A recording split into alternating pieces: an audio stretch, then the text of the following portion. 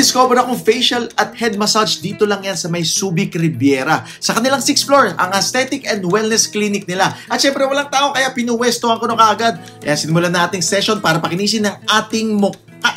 Ayan, maraming salamat ate. At ang gaganda ng mga equipment nila kung titignan nyo. At meron silang pinahay dito sa akin na color black at nilalaseran ng ating face.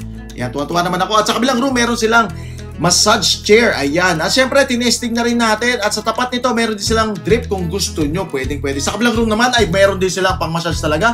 At nagulat ako sa sauna, ayan. At syempre, ito na nga ang head massage na gustong-gusto ko talagang i-testing. Never ko pang na-try yan. Ayan, pinuwestan ko na agad. Nakaka-relax talaga yan, mga bunso. Grabe, at saka kung may mga balakubak kayo, nakakatanggal din ng balakubak. Yan, tinatsaga ni ating anit hair, tinatanggal din. At syempre nakatulog ako, no, so sobrang sarap. Ayan, tignan mo, may mga tubig-tubig pa yan sa inyong ulo para mga waterfalls. Maraming salamat. Dito lang yan sa may Subic Riviera, sa 6th floor. Kaya kung ako sa inyo mga bunso, pumunta na kayo. Sheesh!